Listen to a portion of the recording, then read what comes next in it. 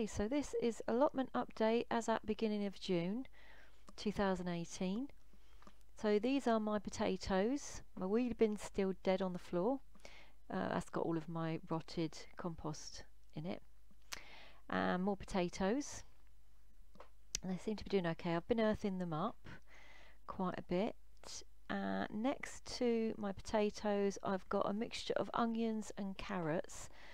So I've done the companion planting thing. I'm trying to discourage the carrot fly, so we'll see how that works. And then next to those are my beetroots. They're doing okay.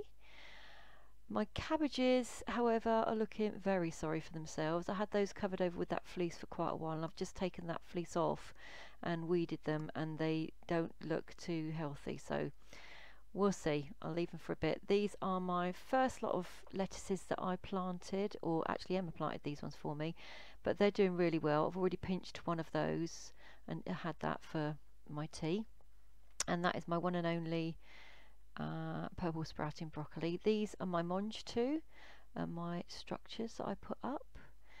Took me ages to put the structures up. They seem to be doing okay. Quite pleased with those. They were all covered, if you can remember, and I took all those covers off now. They don't seem to be getting too bothered by that. Oh, there's my compost heap that's falling apart. It literally is a heap. Next to those are my boloto beans. Boloto beans. I've got an awful lot of them. They all came up. What can I say? So I'll either dry them or have them fresh when they start to be at harvest stage. These are my butternut squash, which are sort of going off now. They're doing okay, I think. They've not been in very long, but.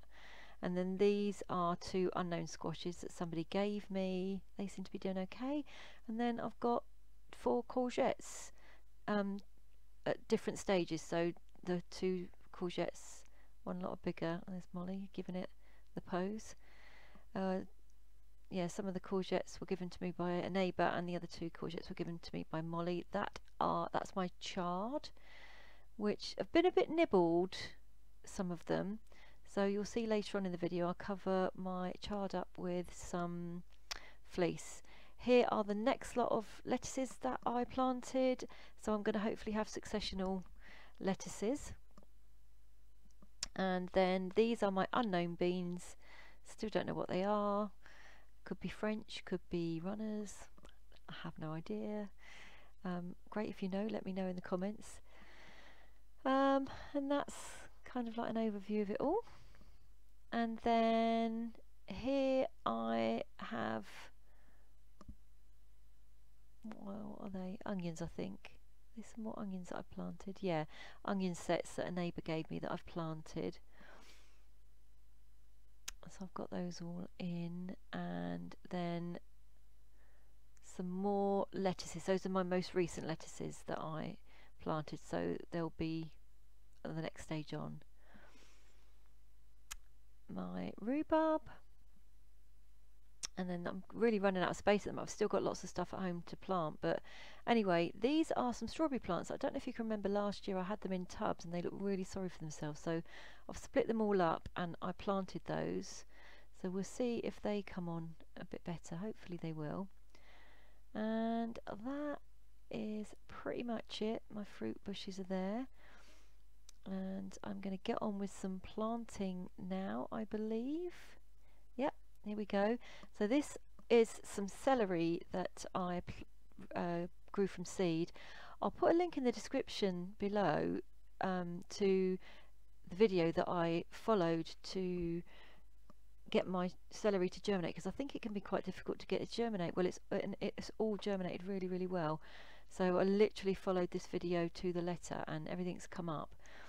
So what I'm doing, I use rubber gloves when I'm planting, because it's like a second skin. You can feel what you're doing better than if I've got gardening gloves on.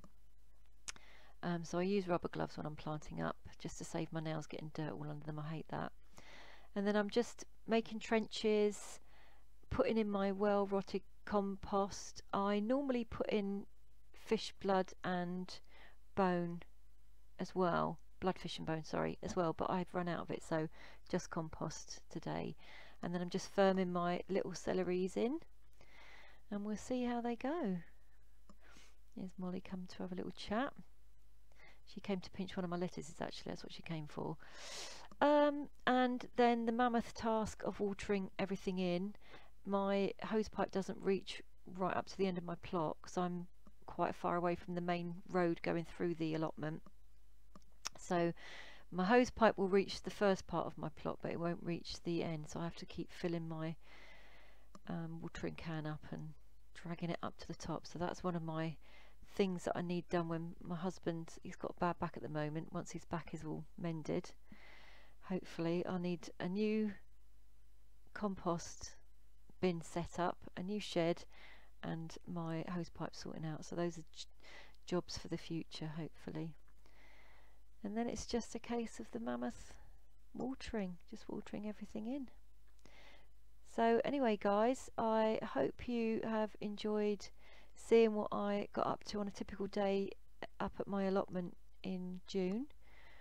I think in a minute you're probably going to see a bit of an overview of what the plot looks like now that I've covered over the chard with my fleece. And on that note, I'm going to say cheerio and let you see me on my little journey home. Thanks for watching, everybody. Bye bye.